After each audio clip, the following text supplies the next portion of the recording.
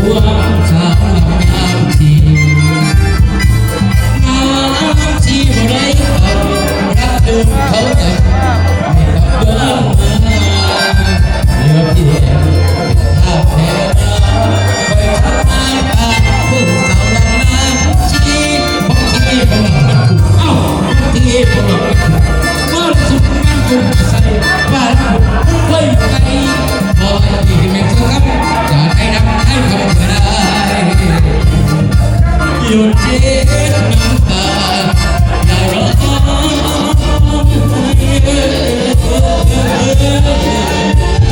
อาสโลว์มาพี่น้องโอ้ยคนควันงานพี่น้องเลยจะเห็นรางวัลเด้นี่ผู้คนงาน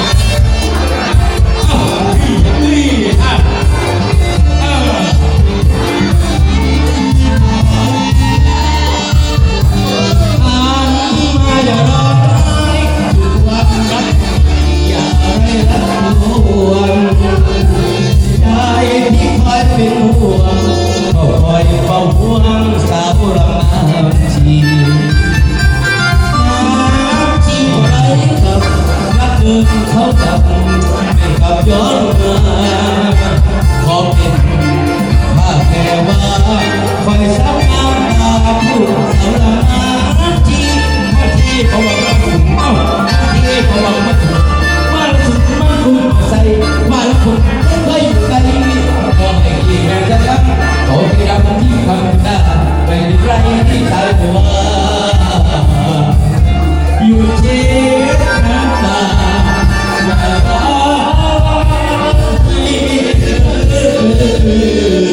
โอ้ยเสื้อผมว่างงานเสื้อเอ้าโอ้ยพอเลย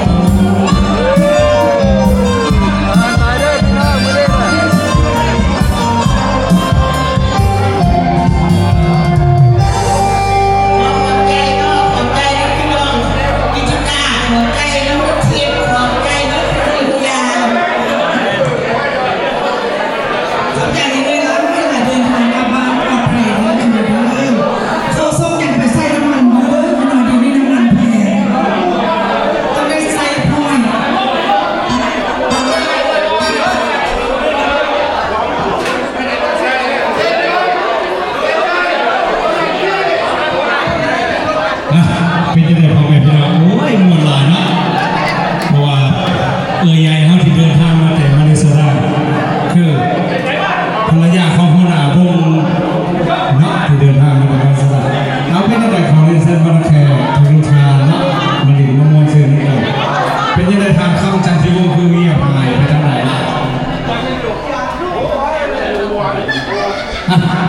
คือว่าเสียเวลาขอเรียนเส้นท่านประธานวัดลาเลือสวรรณรามนะคือท่านนายธรรมจันทิวงศ์นะ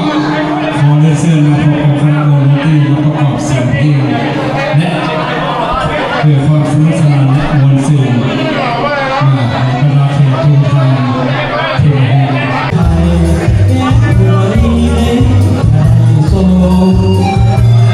ห้ามไว้แต่ว่าของไว้ใคร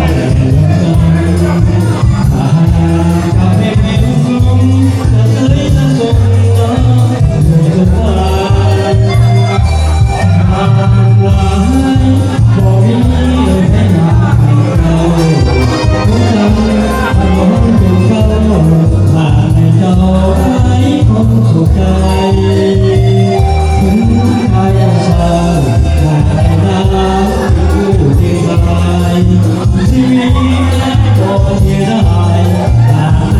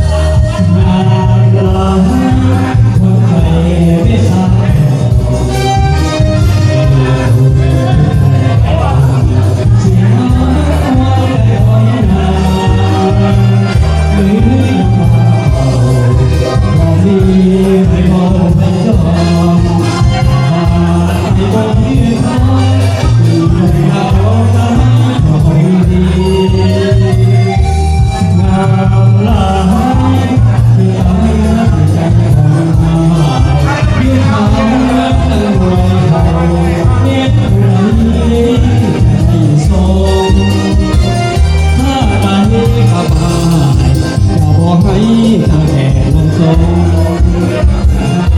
กับเพลงเอวจุงเราใช้ตะกงน้ำอยู่บนฟ้างามลาย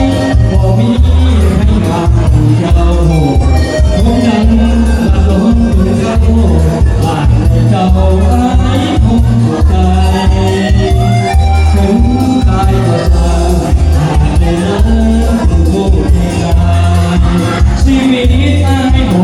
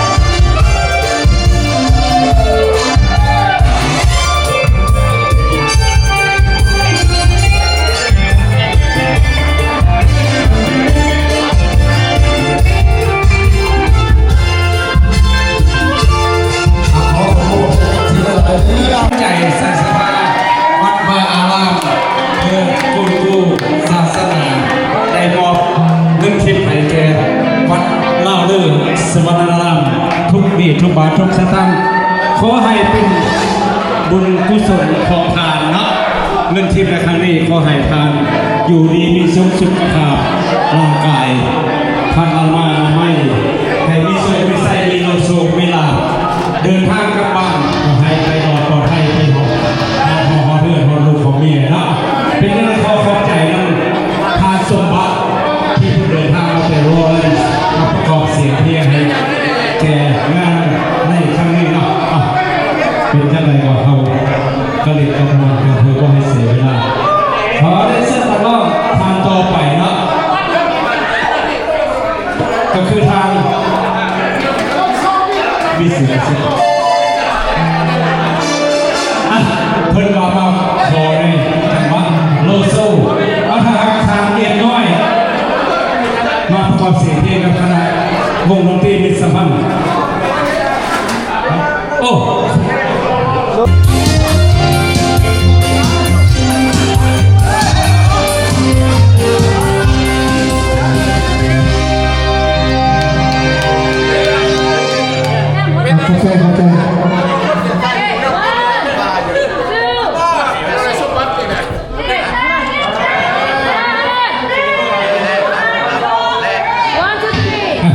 เป็นยังไงเข้าใจแล้วนะก็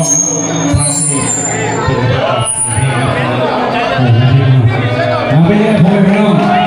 มอลเอาคนเล่นเส้นนักร้องท่านต่อไปเนาะคือนักร้องประจำวงมิตรสัมพันธ์เนาะขอเล่นเส้นนักข้ามเนาะเพิ่นสิมาพ่อแม่พ่อแม่พี่น้องมาแก่ทุกทางมามัวสื่อกันมาจังก็ Good job, bro.